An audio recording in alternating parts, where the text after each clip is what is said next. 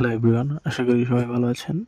তো আজকে আমি এই ভিডিওতে দেখাবো কিভাবে আমরা একটা ওয়েবসাইটের পুরো থিম চেঞ্জ করতে পারি একটা বাটন ক্লিকের মাধ্যমে। শুধুমাত্র ডার্ক মোড বা লাইট মোড না, আমরা পুরো ওয়েবসাইটটাকেই পুরো ওয়েবসাইটের যত কালার আছে সব কালার একটা বাটন ক্লিকে চেঞ্জ করতে পারবো, বা ইউজারকে চুজ করতে দেবো সে কোন থিম বা কালারে ওয়েবসাইটটি দেখতে যাচ্ছে। তো এখানে যদি আমি গ্রিনে ক্লিক করি, দেখবো আমার পুরো ওয়েবসাইটের সবগুলো টাইটেল, হেডিং, ব্যাকগ্রাউন্ড সব গ্রিন হয়ে গেছে। আমি যদি পিঙ্কে ক্লিক করি তাহলে আমার ওয়েবসাইটের সমস্ত জায়গায় পিঙ্ক হয়ে গেছে। পার্পলে ক্লিক করলে আবার পার্পল হয়ে গেছে। তো এই ফিচারটা কীভাবে যুক্ত করব আমার ওয়েবসাইটে সেটা এখন দেখব।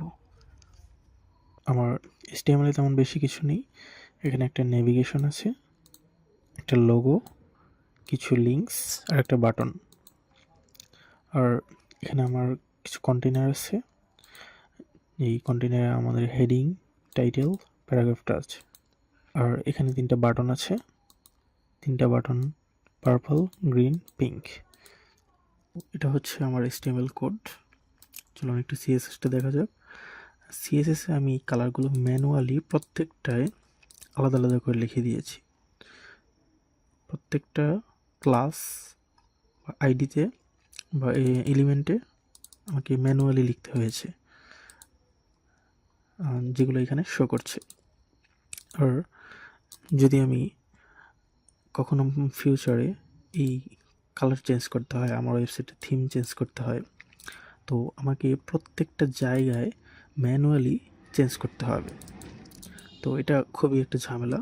তো এটার সলিউশন কি? এটার অন্যতম প্রধান একটা সলিউশন হচ্ছে আমরা এখানে একটা CSS-এর টপে রুট ভ্যারিয়েবল তৈরি করব। তো রুট ভ্যারিয়েবলের মধ্যে আমাদের সমস্ত কালারগুলো স্টোর করা থাকবে। আর এখানে আমরা ম্যানুয়ালি বা হার্ডকোডভাবে লেখার বদলে আমরা এখানে ভ্যারিয়েবল হিসেবে লিখতে পারবো। যেমন ভ্যারিয়েবল, এখানে আমাদের কালারটার ভ্যারিয়েবলটা দিয়ে দিতে হবে। তো এর ফলে ডিজাইন আমাদের আগের মতোই থাকবে, কিন্তু এইবার হার্ডকোডের পরিবর্তে আমরা ভ্যারিয়েবলের মাধ্যমে কালার ডিফাইন করে দিয়েছি। যদি আমাদের কখনো পুরো ওয়েবসাইটের কালার বা থিম চেঞ্জ করতে হয় তাহলে আমাদের শুধু এই জায়গাটা পরিবর্তন করলেই সেটা করা যাবে। তো এখানে আমি প্রত্যেকটা কালার হার্ড কোড করে লেখার বদলে আমি ভ্যারিয়েবলের মাধ্যমে ডিক্লেয়ার করে দিলাম। প্রত্যেক জায়গায় আমি ভ্যারিয়েবল হিসেবে ডিক্লেয়ার করে দিয়েছি। তো যার ফলে আমার কালার কন্ট্রোলটা এক জায়গায় চলে আসলো। এখন আমি এখানে চেঞ্জ করলে সব কিছু চেঞ্জ হবে। আর এই জিনিসটা কি, এটা আমি একটু পরেই বলছি। তো আমার ওয়েবসাইট এখন আগের মতোই, কালার কম্বিনেশন ঠিকঠাক আছে। এখানে একটা প্রবলেম আছে, কিন্তু আমরা যদি চাই যে ইউজার নিজে থিম চুজ করবে সে ওয়েবসাইটটা কোন কালার দেখতে যাচ্ছে, বা আমরা একটা নতুন ফিচার যুক্ত করতে যাচ্ছি যার মাধ্যমে ইউজার বিভিন্ন কালার চুজ করে ওয়েবসাইটের থিম চেঞ্জ করতে পারবে। ধরেন এখানে তিনটা বাটন আছে, যে পার্পলে ক্লিক করলে পুরো ওয়েবসাইটটা পার্পল, যত জায়গায় মানে মেইন প্রাইমারি কালারগুলো আছে সব পার্পল হয়ে যাবে। আবার গ্রিনে ক্লিক করলে পুরো ওয়েবসাইটের সব জায়গায় গ্রিন হয়ে যাবে। আবার পিঙ্ক ক্লিক করলে পুরো সব জায়গায় পিঙ্ক হয়ে যাবে। তো এটা আমরা জাভাস্ক্রিপ্টের মাধ্যমে করতে পারি। এই যে রুট ভেরিয়েবলের প্রত্যেকটা আমরা চাইলে জাভাস্ক্রিপ্টের মাধ্যমে চেঞ্জ করতে পারি। কিন্তু আরও একটা বেটার ওয়ে আছে, সেটা হচ্ছে HSL colour code. HSL colour code এবং জাভাস্ক্রিপ্টের মাধ্যমে আমরা খুব সহজেই অল্প কিছু লাইনের মাধ্যমে এই ফিচারটা ইমপ্লিমেন্ট করতে পারবো। এখানে আমাদের প্রথম কাজ হচ্ছে হেক্সা কোডগুলোকে HSL কালার কোডে কনভার্ট করা। গুগলে গিয়ে সার্চ দিলেই হবে যে hexa code to HSL colour code. তো আমি এগুলোকে HSL কালার কোডে পরিণত করছি। তো এখানে আমি মূলত এই ট্রিকটা কাজে লাগাবো। HSL কালার কোডে আমরা ফার্স্টে একটা ইনিশিয়ালাইজ ভ্যালু দিতে পারি, আর তার বিভিন্ন ভ্যালু মান কমিয়ে বাড়িয়ে আমরা বিভিন্ন কালার জেনারেট করতে পারি। তো এখানে আমাদের ইনিশিয়াল ভ্যালুটা হবে 250। তো এইটা আমরা ঠিক রেখে বাকি ভ্যালুগুলো বাড়িয়ে কমিয়ে আমরা সেম ডিজাইনটা বা সেম কালার কম্বিনেশনটা বজায় রাখতে পারবো। যেমন এখন আমার কালার কিন্তু সব কিছু ঠিকঠাক আছে। আমি শুধুমাত্র এখানে ভ্যারিয়েবল হিসেবে একটা কনস্ট্যান্ট কালার কোড দিয়েছি। জাভাস্ক্রিপ্টের মাধ্যমে শুধুমাত্র এই একটা মান আমরা যদি পরিবর্তন করতে পারি, তাহলে আমাদের পুরো ওয়েবসাইটের সম্পূর্ণ থিম চেঞ্জ করা যাবে। তো সবগুলো variable one by one convert না করে বা চেঞ্জ না করে একটা প্রপার্টি চেঞ্জ করব, তাহলে পুরো ওয়েবসাইটের কালার চেঞ্জ হয়ে যাবে।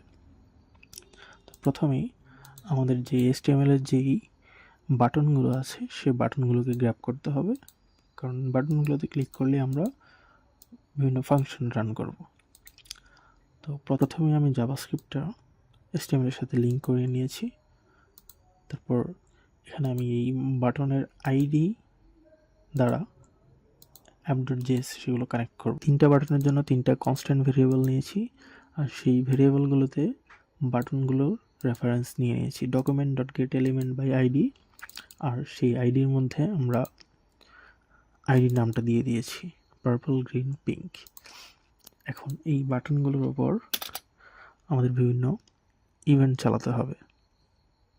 তো আমরা প্রথমে পার্পল বাটনটার ওপর একটা অ্যাড ইভেন্ট লিসেনার যুক্ত করলাম। ইভেন্ট লিসেনারটা কখন কল হবে? যখন এই পার্পল বাটনে ক্লিক করা হবে। আর ক্লিক করার পর একটা ফাংশন রান হবে, সেই ফাংশনটা একটা সেপারেট ফাংশনকে কল করবে, যেটা এখনও তৈরি করা হয়নি, একটু পরেই তৈরি করা হবে। তো আমি ঠিক একইভাবে গ্রিন, পিঙ্ক এই দুটোর জন্য অ্যাড ইভেন্ট লিসেনার যুক্ত করে নিচ্ছি। আমি একইভাবে গ্রিন এবং পিঙ্কের জন্য অ্যাড ইভেন্ট লিসেনার তৈরি করে ফেললাম। আর এই ইভেন্ট লিসেনারগুলো যখন ক্লিক করবে তখন এই ফাংশনটা রান হবে, যেটা এখনও তৈরি করা হয়নি। আমি এখন এই চেঞ্জ থিম নামক একটা ফাংশন তৈরি করব। খুবই ইজি একটা ফাংশন চেঞ্জ থিম। সে একটা নাম্বার ভ্যালু অ্যাকসেপ্ট করবে। তারপর ডকুমেন্ট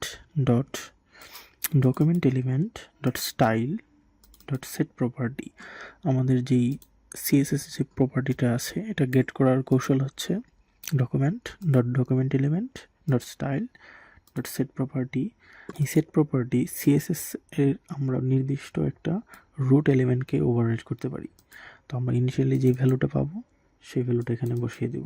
পার্পল কালারের জন্য আমার HSL কোড হবে 250। এটা হচ্ছে আমার কনস্ট্যান্ট কালার। তো যখন পার্পলে কেউ ক্লিক করবে তখন সেট প্রপার্টি 250 করে দেব। আর ঠিক একইভাবে গ্রিন এবং পিঙ্ক এর জন্য 142, আর পিঙ্কের জন্য হবে 340। তো যখনই কেউ পার্পলে ক্লিক করবে তখন চেঞ্জ থিম ফাংশনটা কল হবে এবং ইনিশিয়াল ভ্যালু হবে 250, আর তখন এই ভ্যারিয়েবলটার ভ্যালু হবে 250 অটোমেটিক্যালি। আবার যখন কেউ গ্রিনে ক্লিক করবে তখন চেঞ্জ থিম নামক ফাংশনটা কল হবে এবং হিউ কালার এই ভ্যারিয়েবলটার প্রপার্টি হয়ে যাবে 142। এভাবে পিঙ্কেরটাও চেঞ্জ হয়ে যাবে। চলুন দেখি কাজ করছে কিনা। আমি যখন পার্পলে ক্লিক করব, এটা অলরেডি পার্পল আছে। যখন গ্রিনে ক্লিক করব তখন পুরো থিমটা গ্রিন হয়ে গেছে। যখন পিঙ্কে ক্লিক করব তখন পুরো থিমটা পিঙ্ক হয়ে গেছে।